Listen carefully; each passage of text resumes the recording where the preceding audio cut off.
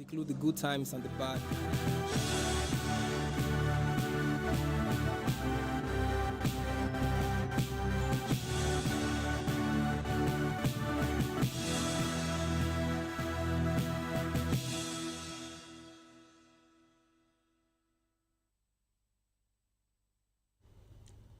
Hello and welcome to News Hour on Voice of the People Television. I am Shoma Lina. I am Vivian Oguche. Before we begin, kindly visit our website www.vop.ng for fresh and trending news. First, the headlines. Abbas says reps integrating AI to improve parliamentary process. CJN warns new magistrates against corruption. ITUC Africa threatens continent-wide mobilization over anti-union practices. TUC issues 14-day strike notice over 5% fuel surcharge. NAPTEB re-evaluates technical education syllabi. DSS summons Showore over anti-Tinubu tweet. On the foreign scene, Palestinian gunmen kill 6 at Jerusalem bus stop. And in business, Wale Edu hails Nigeria's economic reforms. Well, in sports news, Swan Electoral Committee assures fair election. And in the world of entertainment, Miss Anambra crowned Miss International Nigeria 2025. Now the news in details.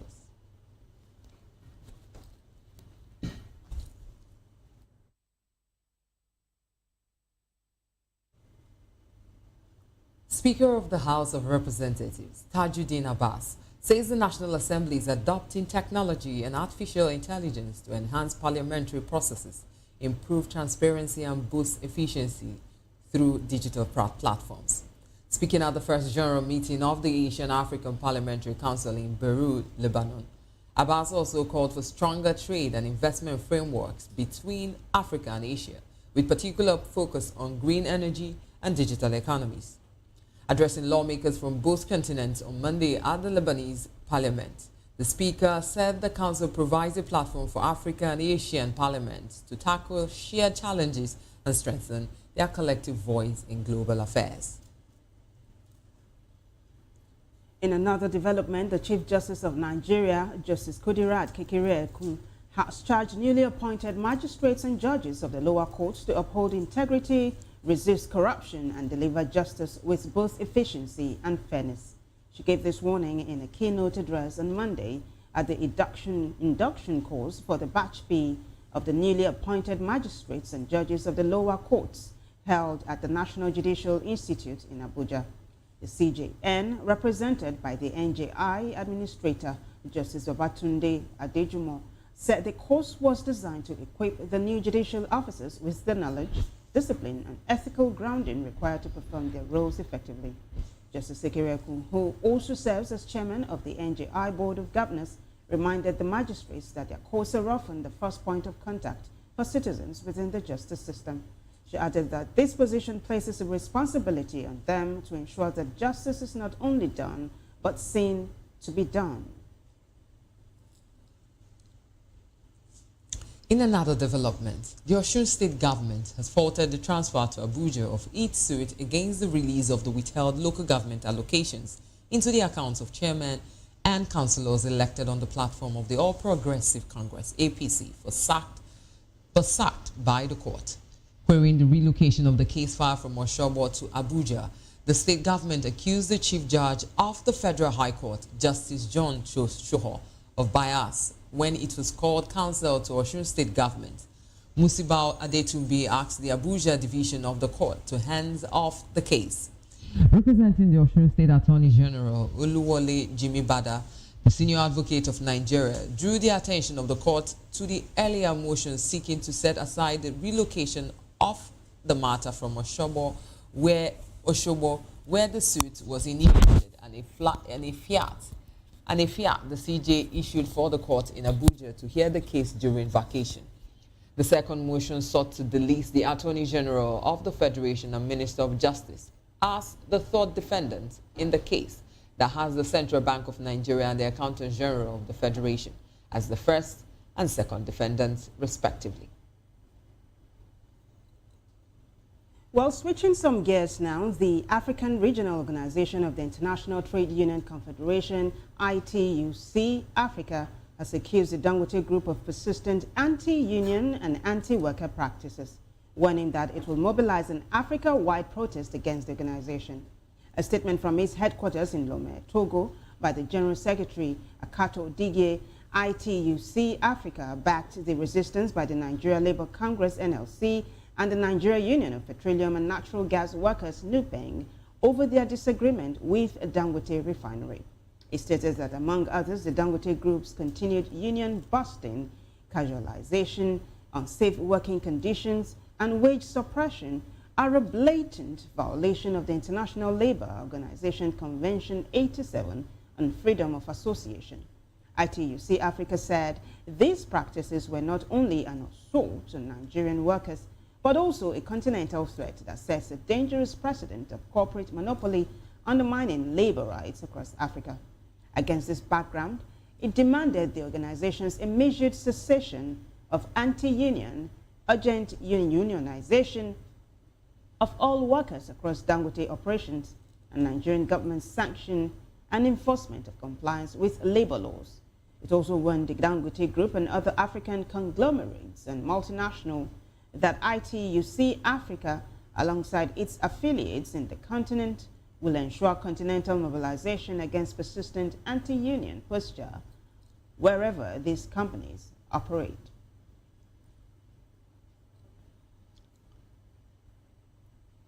Meanwhile, the Trade Union Congress, TUC, of Nigeria has urged the Dangote Group to address the complaints raised by its affiliate unions or risk a nationwide shutdown by the organized labor.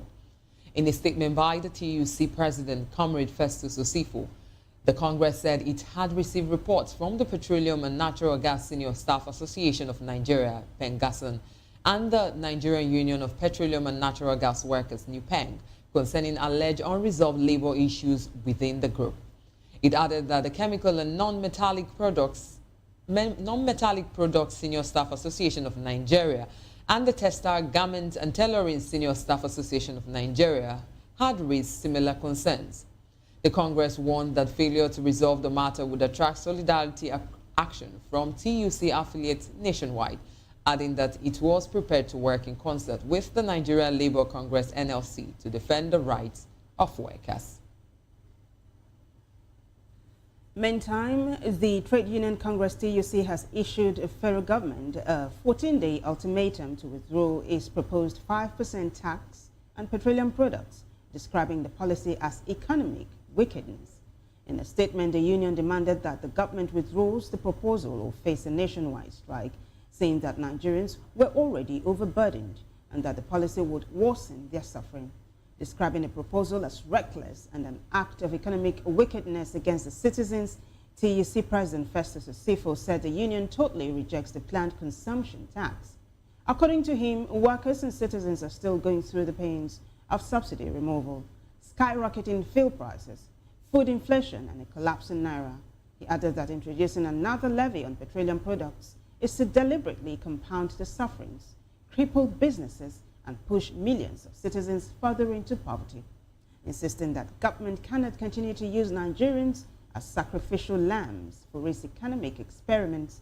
The TUC warned that if the anti-people policy is not dropped, the union will mobilize workers for strike and a further total nationwide resistance.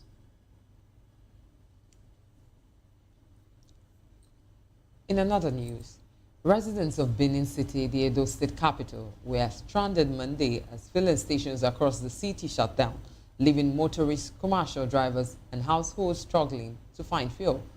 The disruption linked to a dispute between Nupeng and the Dangote Group sparked long queues, caused a hike in transport fares, and delayed deliveries, prompting calls for urgent government intervention. VOP TV correspondent Rhoda Johnny has more on this. Edo State were left stranded Monday as filling stations across the city shut down, sparking long queues and frustration among motorists and commuters. The shutdown is linked to a dispute between the PEG and the Dangote Group, disrupting fuel supply and leaving many unable to carry out daily activities. Commercial drivers, private car owners, and residents with jerrycans struggle to find fuel, raising concerns over rising transport fares and delays in the delivery of goods. So I've been to many filling stations, no fuel. Some of them said it was because of New Pen. New Pen want to fight with Dangote so that they should hide the price. So I'm just shocked by those words of New Pen. New Pen should focus on their tank and stop putting Martin on that man business. They should leave Dangote alone to give us fuel. You get it? So from Ugbawa to here now, no fuel. I've been to many places, I didn't see fuel. So I'm just tired. So the government, our able government, should help us to talk to our president, to speak to New Pen and Dangote. They should settle themselves in no due time. Between now till Wednesday, they should settle themselves because the economy is facing hardship. Very, very bad. Live here. Coming from all the way from Isio, trying to buy fuel, I was shocked to see that most of the filling stations were kind of locked. And getting here, I was so lucky to come in. Immediately after about 2-3 vehicles, they also locked up. And looking at the whole situation, like there is serious fuel scarcity. The information I gathered this morning was it's like they want to increase the fuel. So I've been to like 10 filling stations this morning, but nowhere. So I just came around. I came to supply water around this area, so I just saw them selling. So I decided to branch and buy from here. No one they work, but that got and worry refinery. No one they work. Only one refinery way they work for Nigeria for Dangote. Now they did against her. Frustrated citizens are appealing to the federal government and labor unions to resolve the crisis urgently and restore normal fuel distribution. The shortage continues to disrupt daily life and economic activities, threatening livelihoods and the smooth operation of businesses across Benin City. In Benin, Rhoda Johnny, BOP TV News. Rhoda, very well done. Thank you. And now the National Business and Technical Examinations Board, NABTEB, has commenced a comprehensive review and validation of 26 trade syllabi for technical colleges across the country. The opening ceremony of the review workshop was held on Monday at the National Commission for Colleges of Education in Abuja. In his address, NABTEB Registrar and Chief Executive Officer Dr. Mohammed described the initiative as a historic moment in Nigeria's journey towards educational excellence and economic transformation. Mohammed stressed the urgency of equipping technical education graduates with 21st century skills that are directly applicable in the modern labor market. The Department of State Services, DSS, has summoned activist and publisher of Sahara Reporters, Omoyele Sowore, over what it described as a false and malicious social media post against President Bola Tinubu. In a letter dated September 7, 2025, by Uwem Davis, on behalf of the DSS Director General, Sowore was asked to retract his comment on X and tender a public apology within 1 week. The DSS accused Sowore of referring to the president as a criminal in his August 26 post, in which he allegedly mocked Tinubu's statement in Brazil on corruption. The agency said the post was repugnant, derogatory, and capable of inciting public disturbance. According to the letter, Sowore must issue an unequivocal retraction on the same platform, publish apologies in at least 2 national dailies and 2 television stations, and send a representation to the DSS headquarters in Abuja or via email. The DSS said Showore's comment had the potential to lower the president's standing before Nigerians and the international community, warning that they could trigger disunity, insurrection, or a breakdown of law and order. Now, the Igbo Women Assembly, IWA, has called for an independent inquiry into the operations of regional security outfits in the zone. In a statement by the IWA National President, Nneka Chimezie, the group urged federal and state authorities to urgently address the rising insecurity, saying it was concerned about reports of killings, disappearances, and forced relocations in some communities in the southeast region. It demanded a clear account of security arrangements and operations in the communities, urging the government to address the gaps where present, identify and hold accountable those responsible in cases of wrongdoing. The IWA further lamented the social and economic impact of the insecurity, saying that many families had been displaced and local businesses disrupted. It also urged security agencies to step up protection for residents and work with community leaders to restore safety and confidence. The women further condemned attacks on Igbo people. They appealed for calm, dialogue, and constructive intervention by political and traditional leaders, warning that continued instability would drive more young people from the region and damage long-term development prospects. Now joining us virtually to analyze these stories is public affairs analyst Amobi Iheboro. You're welcome, sir. Thank you very much. Yes, thank you. Amobi is joining us virtually, and we are honored to have you in our midst. Thank you once again. Thank you very much. Okay, now let's go straight to the crux of the matter, talking about legislative function. Let's start with the first story. I believe you followed it to down, and talking about the fact that AI was introduced in the legislation is one might see it as groundbreaking or superficial. Now the question is, how practical is the integration of artificial intelligence in Nigeria's legislative process, given the current digital infrastructure? I think we should hasten slowly. Advisedly, we should hasten slowly because artificial intelligence has not come to stay in third world countries, particularly in Nigeria. I think we should not run faster than our shadows. We still, the backbone, the infrastructural backbone is yet at its infantile stage. It now behoves on us to, take, be a little bit more cautious in joining the Joneses, because I believe that you need to have the basics for you to introduce AI. And AI penetration in Nigeria should be a very gradual process. I still believe we are not ripe yet. The infrastructural facilities are not yet there. We still have high degree of unemployment. AI has a capacity, has a propensity to displace labor. And we are angling that unemployment rate is high. We have underemployment as well. So introduction of AI will exacerbate these problems. Nigeria infrastructural base, technological infrastructure is still at its infantile stage. Any attempt to introduce AI will destabilize a whole lot of things.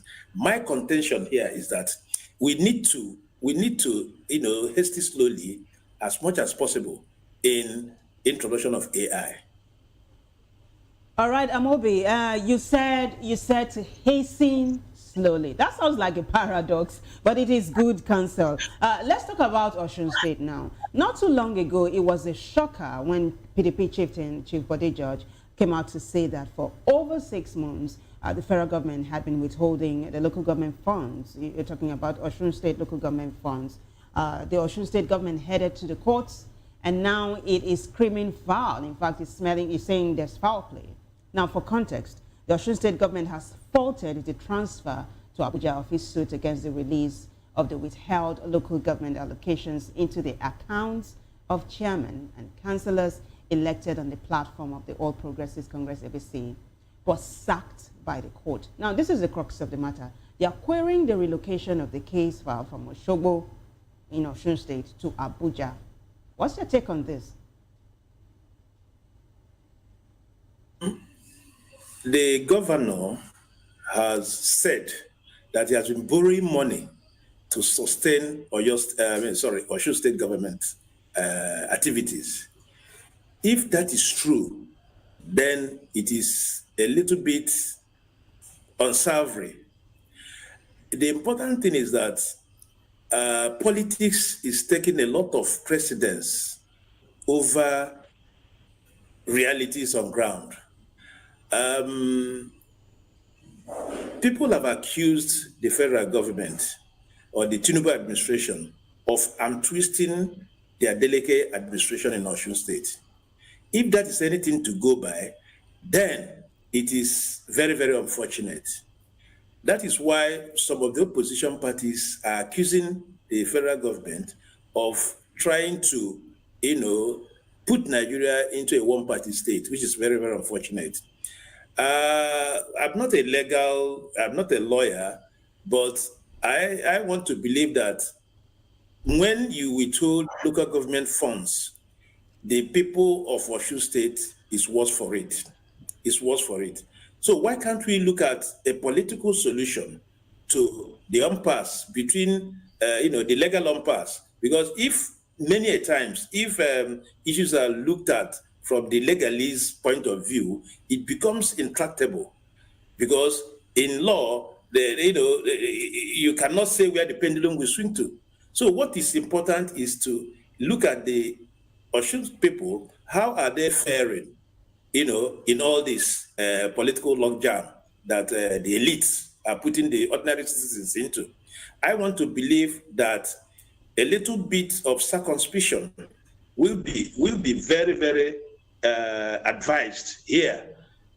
Mr. President will come in, take up the gun to. It's not like he's intervening in legal thoughts, but so that the polity, we are overheating the polity so much. Look at everywhere, overheating the polity, both in industrial harmony and in the political sphere. The Nigerian situation does not need overheating of the polity so much. I want to advise that we also learned that the name of the Attorney General has been expunged from it and all that. Why must it be moved from Osun to Abuja in the first instance? It's all about politics.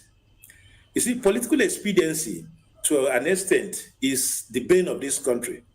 When every other thing is looked at with a political periscope, it becomes difficult for the average Nigerian to, have what we normally in popular parlance here, the dividend of democracy. I want to say, without equivocation, that there is need for peace to return to Osun so that the people of Osun can have dividend of democracy.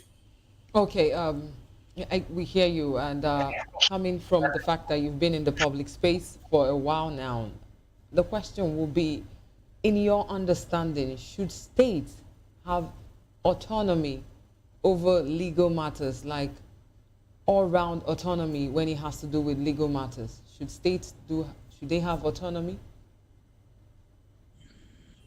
I do not know the legal, sphere so much, but the important is that the law should take its course.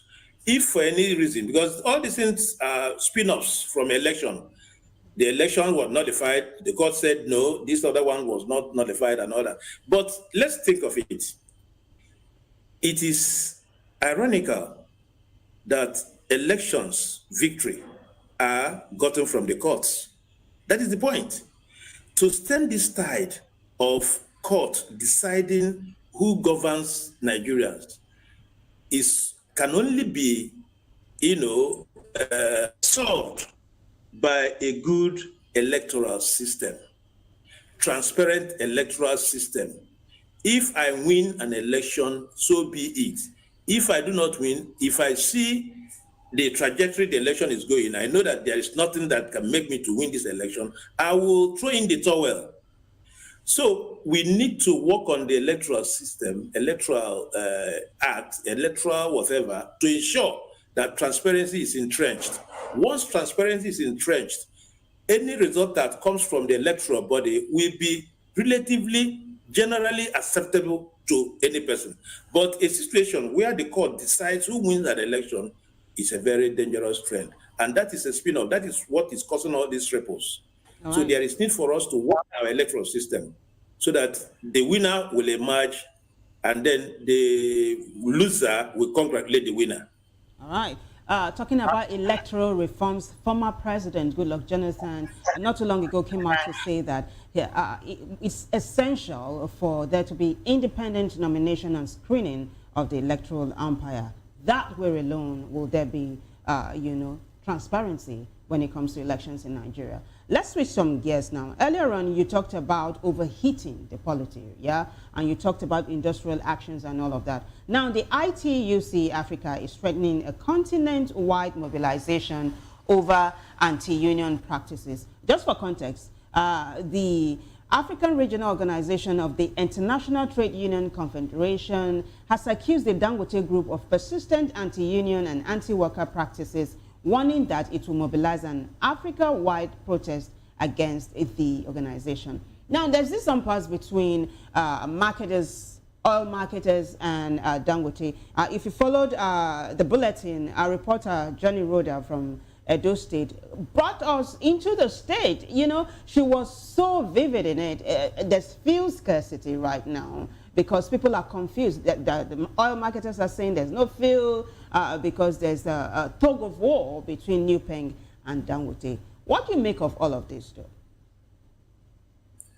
Yeah, before now, they were talking about Dangote overreaching himself, you know, leaving his own space to enter into another person's space. You know, in this country, when you want to do certain things, or when you want to get certain things right, those that benefits from the system are likely to fight back. Before now, we have seen the epileptic nature of the government oil company, the NNPCL. Now, Dangote has come up and then with a large capacity to minister onto the petroleum needs of Nigerians. And people are, in the last 6 months, you can see big bats, you know, people are throwing tantrums and all that against Dangote. You know, an attempt that they are accusing him of trying to monopolize the space and all that. Remember, there is BOA, there is other mini refineries coming up.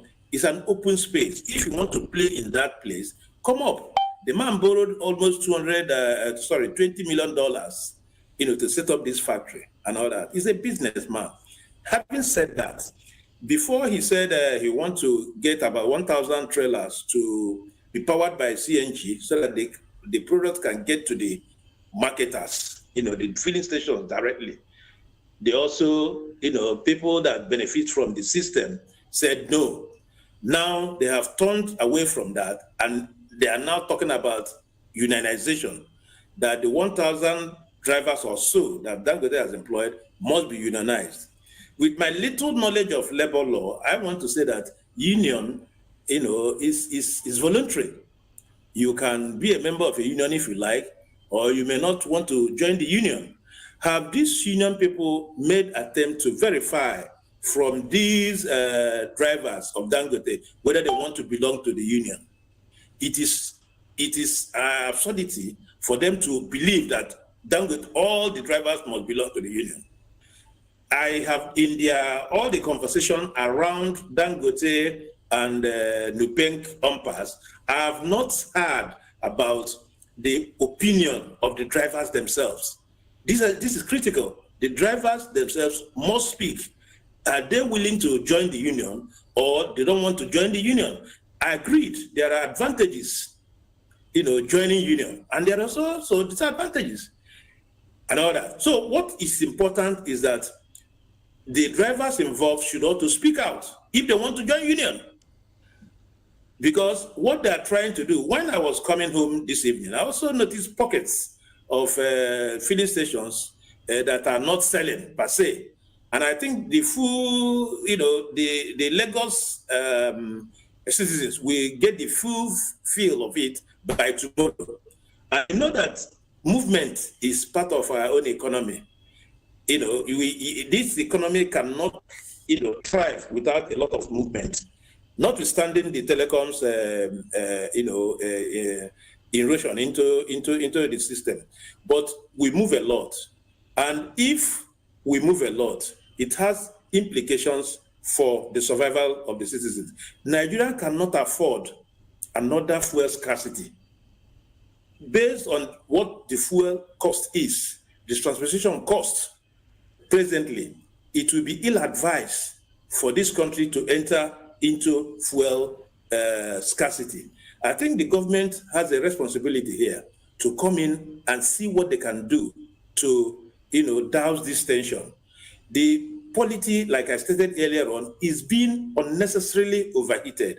And Mr. President is nowhere to be found. In Borno, 2 days ago, about 63 people died. In Edo, in whatever, there is a lot of crisis, and we want to overburden this other one with, scarcity. The doctors, resident doctors in Federal Capital Territory are itching for strike. The ASUP, Association of Lecturers in Polytechnics, are also itching for strike. Everywhere is tensed up. The Nigerian polity does not require this at this point in time. I will advocate that there is need for, the government to come to terms with the reality. It will not benefit the government if the polity is overheated at this point in time. Remember, the TUC are also talking about the 5% increase in fuel from the pumps by January 2026. What it translates to is that if I buy petrol for 10,000, I have to pay extra 500 naira. If you extrapolate this in the quantum of petroleum used in this country, you know how much it's going to translate into. This is in addition to the removal of the petroleum subsidy already done, and which people are, trying to grapple with. So I think the issue of taxation in this country is becoming too much. The government prides herself for, being, they are reforming and reforming. If you are reforming and the citizens at the end of the reform process, you don't have any person to benefit from it, what is the essence of the reform? Okay, well, we've been talking about this strike issue. I would have said maybe we'll dwell a bit on it. In the face of this looming strike everywhere, and the fact that the Trade Union Congress has issued federal government a 14-day ultimatum, like, if you don't answer us, this thing is going to take effect. Now, look, trying to strike a balance between, in all of this, one would wonder, in the face of our economic threats, in the face of what is happening, the surcharge of the fuel and all of that, is it something that is attainable? Is it something that the government should look deeper into? Or is it something they should overlook? I know you've talked a bit, but I want you to just highlight that a bit before we move on. Have a rethink. They should have a rethink. Government should have a rethink. The Nigerian citizens are overburdened already. They should have a rethink. I do not understand the excess of overtaxation. I refer to it as overtaxation. You told us by the time you were removing petroleum subsidy that, you quoted a figure that will be accruable to the Nigerian government and that a lot of things will be done with it. Now, this 5% petroleum tax, like, to all intents and purposes, is coming through the back door. It's coming through the back door. What is important, we did not know about this when they were talking about tax reform. It was after the tax reform, done by, that we begin to hear 5% petroleum to take effect from January, when the tax reform will go full blast and all that. I think the government should, rethink, because this whole taxation, and you see the spin-off, the logical issues are coming up. People are now agitating for more salaries, because in an inflationary society like ours, and you continue to do this tax thing, people will continue, the value of Naira will continue to erode. The 70,000 you did, about a few months ago, and you were beating your chest that you have done salary adjustments, upward review of salary minimum wage. By today's Nigeria, it is nothing. People have argued that 2 years ago, 30,000 naira minimum wage was better than 70,000 naira minimum wage of today. So that is why the agitation is going more, is growing. Okay. Now, amidst all this, you now want to increase the salaries and allowances of political office holders. You see, government should be a little bit more circumspect. They should be much more intentional about, overstretching the Nigerian people. They shouldn't be in their high horses, in their cozy offices, and begin to enunciate policies that are anti-people. It is very, very inimical. It is counterproductive. The resilience of Nigerians, Nigerians are very resilient people, but you shouldn't push them so much to the wall. Now, the TUC are talking about this thing, and you know that when TUC the whole thing is, shut down. Now they have said tankers should not move diesel, petroleum products to telecom substations. What it means is that some of these telecom substations, if you want to get a call, you can no longer get a call. In an economy where interaction, conversation, communication is impaired, you know as well as I do what the implications will be. So I am saying that this is not the best time for Mr. President. Unfortunately, he's on a working visit. I refuse to use that word, that phrase, working vacation. I don't know what it means. But however, if he's on working vacation, he should be able to tinker with these problems now that they are at these prepared stages before it comes, goes out of hand. Oh, okay. Thank you so much for your thoughts on that one. We just would like to hear your thoughts concerning DSS versus Showore. It looks as if it's national security versus freedom of expression. Now, do you think that the DSS, they're overstepping their mandate by summoning Showore for a tweet, or is it enforcing legitimate limits?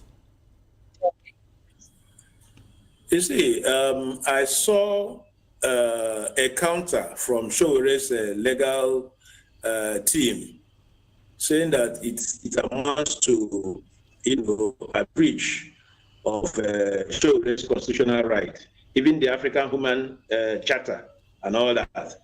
So if DSS is, pursuing this agenda, if they are religious about it, they said after 7 days, they will not take certain measures they think is right to protect the image of Mr. President, both locally and internationally. So be it, they will test the whole thing in the courts. You see, I think the DSS also, if you ask my personal opinion, I think the DSS should soft pedal on this. Mr. President should also call them to order, so that he doesn't attract, negative implications for him. Because once you are not asking me, asking me about my opinion on this issue, I would not say that Showore was, talking about Mr. President being corrupt. You cannot talk about corruption in Brazil when you are also corrupt and all that. So the thing continues to reverberate and all that. It is not in the best interest of Mr. President. I think what the president should do, so you see, there is no way you can fight every fight. Choose your fights. The president at this point in time, at this economic quagmire Nigerians are, should choose his fight. It's not every fight that Mr. President will fight. There are ones that he can overlook and allow the sleeping dog lies. And I think this Showore case is one of them. All right, and that's a safe place for us to land. Thank you so much, Mobi Iheboro, for your insightful analysis. Thank you so much. Thank you. You're welcome. All right, we have been speaking with public affairs analyst Amobi Iheboro. You're still watching Nizar on Voice of the People TV. We'll be right back after this short break. Stay with us.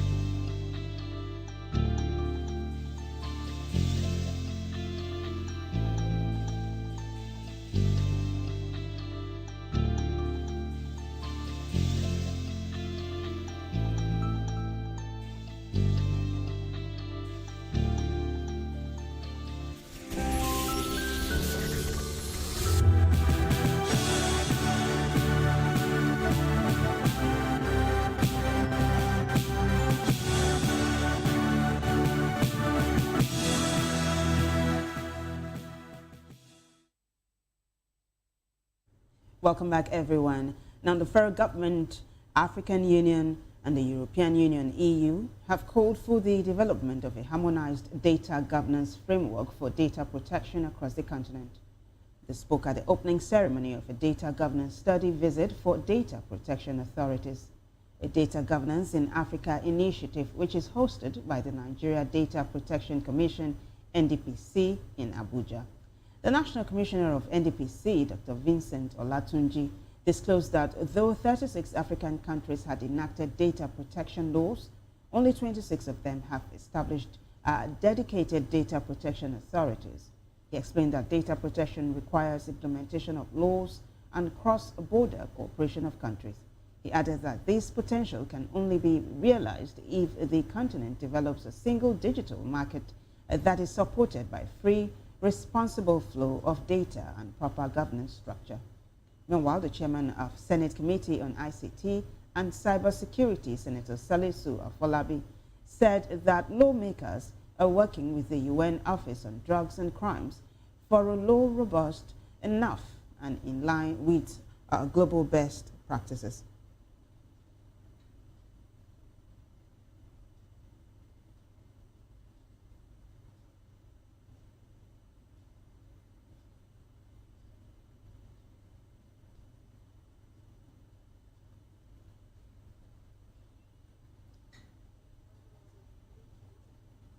Grand Alliance, APGA, Governor Charles Soludo named a 489-member campaign council. The council has the secretary to the state government, Professor Solochukwu Ulobelu, as the director general, and a two-time member of the House of Representatives, Ben Nwankwo, as the deputy director general. Soludo has formally inaugurated them. We are inaugurating the campaign council.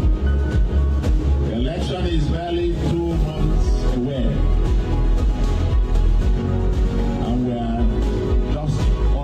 Inaugurating the campaign council today. Hereby inaugurate this AFGA 2025 governorship election campaign council in Anambra State. For the All Progressive Congress APC, a 306-member campaign council list has been released with the National Council to be inaugurated in Abuja on Thursday this week. Speaking on the development, the candidate of the party, Chief Nicholas Okachukwu, sounded optimistic that they have an assemblage that will win the polls. To review our campaign so far, and then all the visitation we'll be doing, kindred visitation, and then review the previous election, and then know the problems here and there, and then how we move it. So that's basically it. And I'm happy that where we are now, despite the good policy of the report shows that we are doing and we have overcome the challenges of intimidation.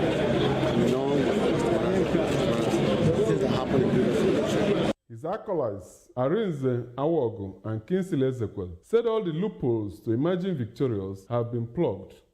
APC in Anambra State is acting organically. We are moving from organically developed ingenuity that will give us the needed mileage in the election we're going into. It's a stakeholders meeting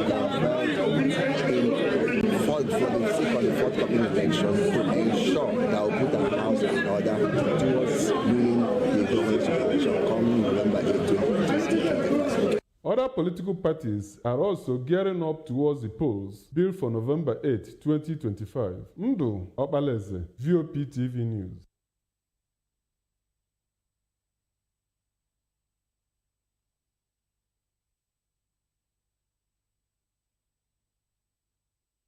Undu, thank you so much. You're still watching Nizar on VOP TV. Coming up after this short break, a world report, business, sports stories, entertainment stories as well. Stay with us.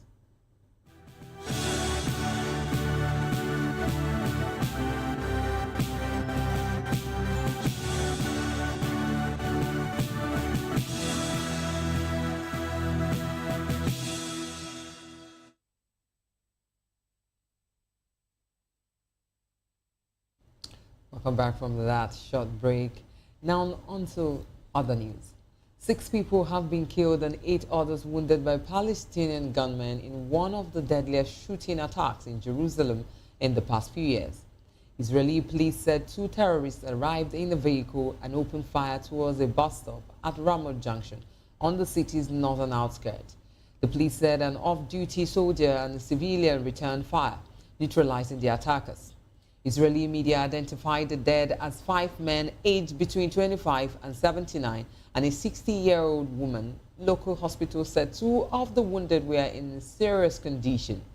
There was no immediate claim from any armed groups, although Hamas praised the attack. During a visit to the scene, Prime Minister Benjamin Netanyahu told reporters that Israel was in an intense war against terrorism on several fronts.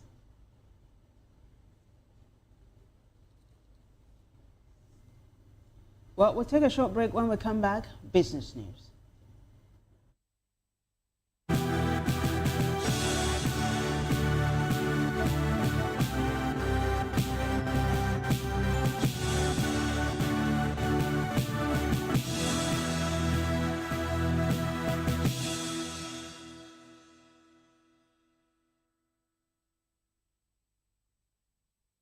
Well, in business news, the Minister of Finance and Coordinating Minister of the Economy, Wale Edun, has said Nigeria's economic reforms are beginning to deliver results, with debt levels becoming more sustainable and investor confidence returning. Edun spoke on Monday at the 11th Annual Conference and General Assembly of the West Africa Association of Public Accounts Committees, and the forum was organized by the House of Representatives Public Accounts Committee with the theme Strengthening Parliamentary Oversight of Public Debt. He acknowledged that Nigeria, like many West African countries, continues to face fiscal pressures, including high debt servicing costs, limited revenues, and rising public spending demands. However, he noted that the reforms introduced under President Bola Tinubu were reversing negative trends and setting the country on a sustainable growth path.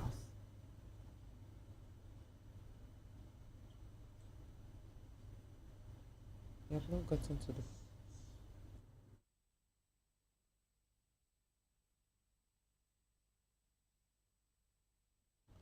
Chairman of the Electoral Committee of Sports, Writers Association of Nigeria, SWAN, Lagos Chapter Victor Naya has assured sports journalists in the state that his committee will be fair to all in the conduct of the election to usher in a new executive committee.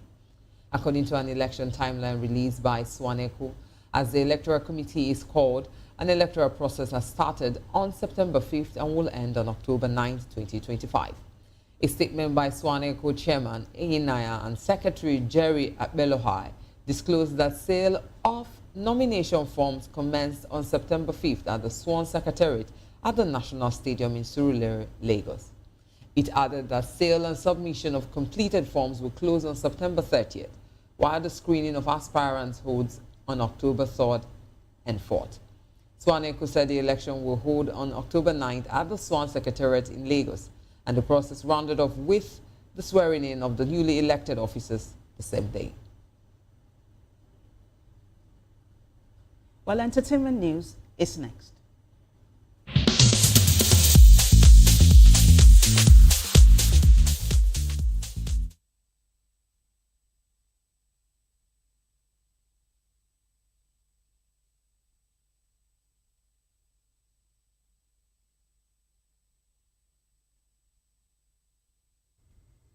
Welcome to the entertainment news.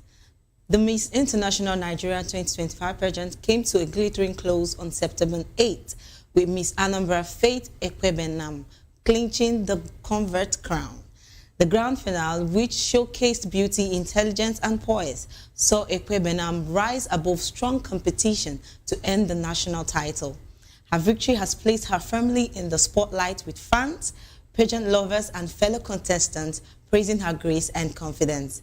With this achievement, Faith Ekwebenam will now represent Nigeria on the international stage, further rising the country's profile in global beauty and culture showcase.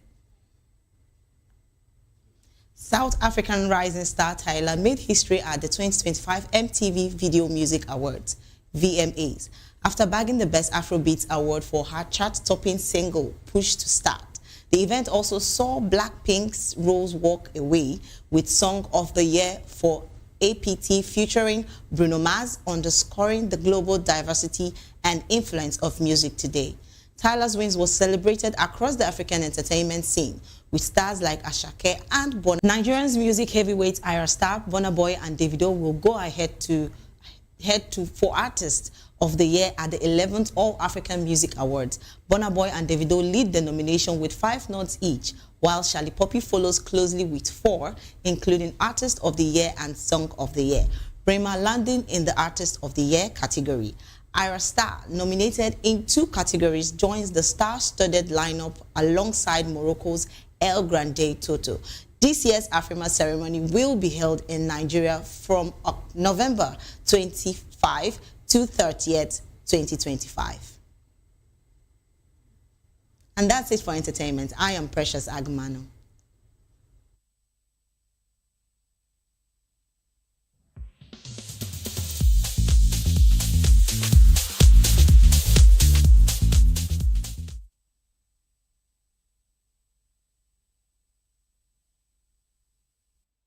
And that is all on the news hour. But before we go, a quick look at the headlines. Abbas says reps integrating AI to improve parliamentary process. CGN warns new magistrates against corruption. ITUC Africa threatens continent-wide mobilization over anti-union practices. And TUC issues 14-day strike notice over 5% fuel surcharge. NAPTEB re-evaluates technical education syllabi. DSS summons Showore over anti-Tinubu tweet. And on the World Report, Palestinian gunmen kill 6 at Jerusalem bus stop. While in business news, Wale Edun hails Nigeria's economic reforms. And in sports, Swan Electoral Committee assures fair election. Well, in the world of entertainment, Miss Anambra crowned Miss International Nigeria 2025. Now do well to subscribe to our YouTube channel. On YouTube, we are at Voice of the People TV. And on our other social media platforms, we are at VOP TV Live. Now, if you witness news happening near you, we want to hear from you. Send your eyewitness reports, event coverage requests, photos, or videos directly via WhatsApp 20814-606-4057. You can also reach our newsroom by email at news@vop.ng. I am Chomalina. And I am Vivian Uguche. Thank you for watching. And stay safe.